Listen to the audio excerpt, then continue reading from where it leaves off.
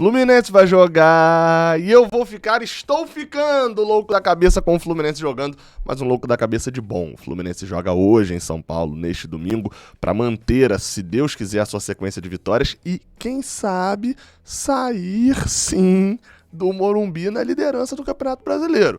Você vai entender tudo o que é preciso, tanto para vencer o seu jogo, né, que é algo primordial para assumir essa liderança, quanto também para, né, outros resultados que podem possibilitar essa liderança. Ou seja, tudo que você precisa saber sobre Fluminense e São Paulo, ou melhor, São Paulo e Fluminense, neste domingo, você encontra aqui nesse vídeo de pré-jogo. Então, sabe o que vai fazer? Enquanto roda a vinheta, você deixa o seu like aqui embaixo.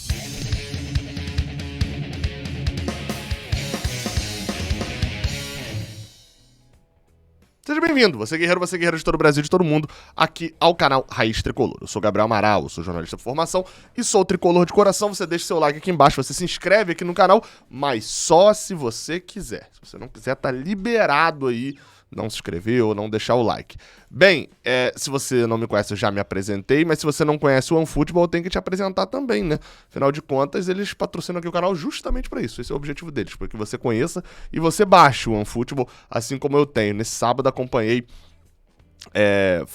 Fluminense. O Fluminense estava em campo, né? Ceará e Corinthians pelo Campeonato Brasileiro, a vitória do Ceará, 3 golaços. E detalhe, no Brasileirão, no aplicativo OneFootball que eu tenho aqui, eu consigo ver os gols, exatamente, os gols desse jogo, dessa rodada, com o Fluminense jogando com a camisa do Ceará. Ó, dá pra ver aqui, ó, todos os melhores momentos. Ó, Ceará e Fluminense, propagandinha, né, que é tradicional, e logo depois vai começar os gols. Então você baixa aí, cara, ó, vai começar aqui já, ó. Você baixa aí pra você ter um aplicativo bom no seu celular, e que não tem só isso, tem notícias, tem, enfim, aviso de gol ao vivo, tá maneiro. Baixa aí, o link tá aqui embaixo na descrição. O jogo de hoje, como eu falei, acontece no Morumbi, em São Paulo, às 4 da tarde. Transmissão da Globo e do Premier. Importante dizer, transmissão da Globo, Gabriel, pro Brasil todo? Não, mas tipo, pra boa parte do Brasil, né? Isso pelo menos é uma garantia. Não tem aqui a grade exata de quais, né, os jogos. Aliás, talvez tenha algum estado que receba jogo de Série B e tal, mas de Série A, especificamente, é o único jogo às 4 da tarde. Ou seja, ligou na Globo aí, se não estiver passando Série B aí, de repente no seu estado, né, acho que Minas, se eu não me engano, vai ver Cruzeiro, né, às 4 horas, Cruzeiro do Novo Horizontino, mas algumas exceções vai estar passando, mas se você não tiver, liga no Premier aí também. Jogo de número 127 entre Fluminense e São Paulo, são 46 vitórias nossas e 55 deles, 26 empates. É engraçado porque nesse daí cada time é extremamente soberano no seu estádio, né, nos seus domínios. É uma diferença muito grande de vitórias do mandante, né? A última vitória nossa por lá foi em 2019 com... Você lembra, né, desse jogo, né? Fernando Diniz do outro lado e a gente jogando no contra-ataque com o marconismo, 2 gols de Marcos Paulo ajudando a gente a se livrar do rebaixamento. E hoje o cenário é diferente, né? São Paulo naquela época, na sua derrocada com o Fernando Diniz, naquela reta final, né? Foi pego pelo seu próprio sucesso, né? Quem mandou botar o São Paulo na briga pelo campeonato não aguentou na reta final. E o Fluminense vencendo aquele jogo escapou da zona de rebaixamento também, né? Escapou da disputa de rebaixamento. E aí quando eu olho hoje pra Fernando Diniz no Fluminense, obviamente não dá pra ficar comparando o tempo todo, mas algumas coisas são, assim, saltam aos olhos pra gente comparar. O Fluminense hoje entra em campo com o São Paulo com uma chance de liderança, e uma chance real de liderança. Se o Fluminense vencer o seu jogo, venceu a sua partida. Às 6 horas da tarde, aliás, vai ser um espacinho de 5 minutos ali mais ou menos. Não, na verdade não, é até o Atlético fazer um gol. O Fluminense venceu a sua partida, ele será líder do Campeonato Brasileiro. Ele vencendo, ele será líder. Óbvio, né? Quando acabar o jogo do Fluminense, logo começa Botafogo e Atlético Mineiro, que se o Atlético ganhar o Botafogo no Engenhão, o Atlético passa o Fluminense. O empate não é suficiente, não. Então o Atlético passa. Se o Fluminense ganhar, o Atlético, por exemplo, não ganhou. Na segunda-feira tem Palmeiras e Cuiabá no Allianz. Se o Palmeiras empatar ou ganhar do Cuiabá, ele já reassume a liderança. Mas o mais importante é isso, assim, se o Fluminense ganhar o jogo de hoje, ele sai da partida na hora que a Globo mostrar ali a tabela, o Fluminense está na liderança do Campeonato Brasileiro. E aí, assim, me vem à memória essa questão que eu citei de Fernando Diniz lá atrás. Isso aí não é culpa dele, mas falando da forma como a imprensa tratou isso tudo e como até os torcedores de São Paulo trataram isso tudo, a gente sabe que a gente não entrou nesse Campeonato Brasileiro. Como é que eu vou falar isso de uma maneira? Eu sei que você, meu espectador padrão, você vai entender o que eu tô te falando. A gente não entrou para ser campeão brasileiro diretamente. Óbvio, né, Gabriel? A gente entra no campeonato para ser campeão. É óbvio que entra. O que eu tô falando é que se você perguntasse ao Tricolor na primeira rodada, ele ia falar, não, esse time vai ser campeão. Esse time vai entrar como favorito pro título. Esse time tem a obrigação de ganhar o título. Não foi esse o projeto que a gente entrou no Brasileirão. A gente entrou pra brigar na parte de cima, né? E aí, obviamente, quando a partir do momento que o Palmeiras começa a tropeçar, o time começa a tropeçar e o nosso rendimento tá junto com o resultado, a gente passa a habitar lá em cima. O que eu quero dizer com isso tudo? Que a gente não pode cair na ilusão de que a gente é o principal favorito do título e etc. Porque o Campeonato Brasileiro é extremamente longo. E, de fato, apesar de eu estar falando de liderança, estar falando em título e ser gigante, o Fluminense voltar a liderar um campeonato numa rodada tão à frente, na rodada 17 do Brasileirão. É praticamente meio Brasileirão e a gente estaria na liderança. O fato prioritário agora não é esse. Não adianta ir pra liderança, querer ir com tudo pra ir pra liderança. 0-0 e o Fluminense se mandando pro ataque feito doido pra conseguir o gol que vai dar a liderança na 17ª rodada. E, na verdade, corre o risco de tomar um gol e tá fora até do G6 na 18ª. A gente tem que entender os momentos do campeonato. Nessa nova etapa da temporada, é muito mais cérebro no Brasileirão, o entendimento de que o importante é sempre não parar de pontuar, é não tropeçar. Acho que o termo é esse. É não tropeçar. E o jogo contra o São Paulo hoje no Morumbi, lembrando, a gente não tá falando de um time que é 16º no Brasileirão. A gente tá falando de um time que, querendo ou não, é 7º lugar. O Flamengo ultrapassou, né, com a vitória, é 8º lugar no Campeonato Brasileiro. E que se ganhar o seu jogo, vai ficar 1 ponto atrás da gente. Então a gente tá falando de um time que tá habitando a parte, tá nas quartas da Copa do Brasil, que tá nas quartas da Sul-Americana. A gente tá falando de um time também que não é lixo, não. Então, hoje, o tropeçar obviamente é uma derrota e o ótimo é uma vitória. E o empate, Gabriel? O empate vai ser definido ou pelo roteiro do jogo, né? Se o Fluminense fizer 3-0 e tomar um empate, o empate é tropeço, óbvio. Se o Fluminense tomar 3-0 e buscar um empate, o empate é ótimo, óbvio. Mas se for um empate normal, o que vai definir se foi tropeço ou não é o resultado de quarta-feira contra o Goiás fora de casa. O Fluminense precisa voltar para casa com 4 pontos na mochila se quiser brigar pelo título. Se a briga é pela Libertadores, 2 ou 3 pontos tá ok. Se a briga pela Libertadores, 2 ou 3 pontos tá ok. Como visão, 2 pontos, sai, não perde a sequência invicto e etc. E 2 empates. Mas se a briga é pelo título, precisa voltar com 4 pontos na mochila para poder continuar com um postulante ali. Vamos ver como é que vai ser, né? Como é que vai ser o roteiro do jogo e se a gente encara como tropeço ou não, até porque quarta-feira tem Goiás. Mas antes, hoje tem jogo contra o São Paulo, a gente precisa falar do time em campo. Até porque, em campo, o Fernando Diniz não está lidando no Fluminense, agora a gente passa para a parte do bola em campo, com algo que ele até lidou lá no São Paulo, né? Perdeu o Luciano, enfim.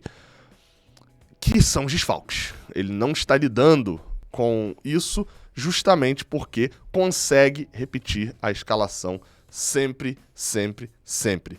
Na verdade, o Fluminense vai para uma sequência já... Eu diria que desde a saída de Luiz Henrique, que o Fluminense pode, enfim, sempre repetir as suas escalações. E isso, obviamente, é muito bom. Tá aí do lado a escalação. O Fluminense vai assim a campo contra o time do São Paulo, no Morumbi, né? Sempre bom lembrar disso, é no Morumbi o jogo é fora de casa. O Fluminense vai no gol com o Fábio, na lateral direita com Samuel Xavier, na lateral esquerda... Eita, agora eu botei na tela, não tinha botado ainda. Na lateral direita, Samuel Xavier, na lateral esquerda, Caio Paulista, Nino e Manuel na zaga. A gente vem com André, Nonato, Ganso, Arias, Matheus Martins e Germancano, a escalação já tradicional do técnico Fernando Diniz. Vamos ver como vão se comportar algumas peças, né? Chegou-se a se falar ali, eu tô botando aqui a escalação do GE. Globo, mas chegou-se a falar alguma coisa e tal, eu confesso que não vi da onde foi a origem da notícia, né? Me perdoe quem for o originário da notícia, mas chegou-se a falar alguma coisa sobre Martinelli como possível substituto de Nonato no meio de campo, ganhando a posição de Nonato. Bem, qual que é o ponto nesse momento sobre Martinelli ou Nonato? O Martinelli entrou melhor do que o Nonato na última partida e talvez mereça ele receber uma chance, não vejo muita diferença, até porque para mim a posição de Nonato nesse momento faz parte de 3 posições que o Fluminense tem ainda em aberto. São jogadores que ainda não cravaram a sua posição. E é bem fácil de ser definida porque são os cards bronze aqui. Caio Paulista na lateral esquerda, por mais que tenha solidificado ali a posição, tem erros defensivos, tem tido problemas e não tem a posição garantida na sua mão por méritos próprios, né? O problema talvez seja o desempenho de Pineda ou a volta de Cris Silva. Ele ainda não teve uma oportunidade para poder colocar o Cris Silva em campo depois da volta e ele pegar a posição, né? O Caio Paulista está mantido por ali. O Nonato, que ganhou essa posição quase que de graça, né, depois da saída de Wellington, o rendimento de Wellington não agradava, e foi se mantendo, mas em nenhum momento ele foi espetacular, assim, por 2, 3 partidas. Mas isso vem sendo suficiente. Só que a partir do momento que Martinelli entra contra o Corinthians, rola pro meio, pá, gol de Fred. Entra contra o Cruzeiro, cruzamento, pá, gol de Cano. E não só isso, mas vai contribuindo ofensivamente com jogadas, vai conseguindo, nos poucos minutos em campo, agradar. Então, ele passa a ser uma possível opção no caso de Matheus Martinelli. Vamos ver como é que vai funcionar, quem que Diniz vai levar a campo, até pra depois não falarem. Ó. E eu acabei esquecendo da outra posição, né? A outra posição que deve ser levada a campo, que não tá totalmente garantida, é de Matheus Martins, né? Gabriel, o Matheus Martins tá bem. Tá bem. Mas a gente teve 2 jogadores contratados que podem fazer aquela função. E ainda tem outros no banco que tem peso e tal, que de repente o Matheus Martins, que tem 18 anos, pode e vai oscilar. Spoiler aqui, tá? Vai oscilar, Matheus Martins. Daqui a 3 meses ele pode estar numa fase ruim e tal. E ele não é um lixo se ele estiver nessa fase ruim. Ele só tá oscilando porque ele é um moleque de 18 anos jogando com adultos na sua primeira temporada inteira no profissional. Então, para com o imediatismo. É outro que não tem a posição completamente agarrada ainda. De repente, uma boa atuação hoje, crava ali de que, olha, pra me tirar daqui vai ter que jogar mais bola do que eu. Não vai ganhar a posição fácil, não. Torço pra que isso aconteça. Falando especificamente do jogo de hoje, né, o Fluminense tem um jogador que me preocupa pro próximo jogo, que se chama Manuel. Manuel está pendurado com 2 cartões amarelos. Se tomar um amarelo, não joga em Goiânia. Outros que têm 2 cartões amarelos são Fernando Diniz, treinador. Se tomar amarelo também não joga, não treina lá em Goiânia. E outros 3 que são reservas, Felipe Melo e Iago Felipe, que estão no banco, e David Braz, que não viajou, segue com um problema no joelho. Falando do São Paulo, o São Paulo vem para esse jogo muito mais cansado do que o Fluminense, né? O Fluminense jogou na terça em BH, mas o São Paulo jogou em São Paulo, né, na cidade ali no Allianz, mas jogou na quinta, e o jogo foi até tarde, teve decisão de pênalti, foi uma intensidade muito alta de jogo, de emoção. Obviamente eles chegam muito mais cansados. Rogério Ceni praticamente não treinou o time depois do jogo de quinta-feira e pode ser que tenha alguns desfalques até por cansaço. Miranda já é uma certeza. O time deve ser Jandrei, Rafinha ou Luizão, Diego Costa e Léo Pelé, Igor Vinícius, Gabriel Neves, Rodrigo Nestor ou Patrick, Igor Gomes e Wellington, Luciano, ele mesmo, e Caleri, que talvez entre com o Éder. Bem, esse deve ser o provável time do São Paulo. Rogério Ceni versus Fernando Diniz, né? A partida será apitada por Wilton Pereira de Sampaio. Wilton Pereira Sampaio, de Goiânia. Diniz elogiou muito o Wilton na terça-feira, quando ele foi perguntado sobre o Rafael Claus. O Wilton é o cara, junto com o Claus, né, o árbitro que vai para a Copa do Mundo do Catar, representando o Brasil. Ele apitou o Fluminense 4-0 no Corinthians. Sendo bem sincero, eu não gosto dele, mas eu acho que talvez seja muito mais um ranço pelo irmão dele, que é o Sávio, que esse é horroroso, Sávio Pereira Sampaio. Ele não tem causado problemas, não é nem problemas ao Fluminense, não tem causado problemas em jogos do Fluminense. Eu vou dar o crédito de confiança de que se eu vir hoje mais uma boa arbitragem do Wilton Pereira de Sampaio em sequência, no próximo jogo em que ele apitar, eu elogio ele. Combinado, Wilton? Então faça uma boa arbitragem. Show, beleza? Combinado? Sem polemiquinha, é o jogo da Globo 4 horas, não atrasa, não fica... Não. O time do Fluminense é chato, o time do Fluminense é um porre de se apitar, eu sei disso. Faça uma boa arbitragem e ninguém vai lembrar do seu nome na segunda-feira. Então é isso. Após a partida, live aqui no Raiz Tricolor. Você não sabia disso não, cara? Pô, tá dando mole, moscando. Joga na Globo. Acabou o jogo, ó. Já vem aqui pro Raiz Tricolor. Beleza? Não se esquece de dar o like embaixo. Se a gente for líder, eu vou vir nessa live insuportável, hein? Insuportável. Deixa o like aqui embaixo. O seu like vai fazer a gente ser líder. Tava saindo sem deixar o like, não tava? Ia tomar um empate no final por sua culpa. Valeu.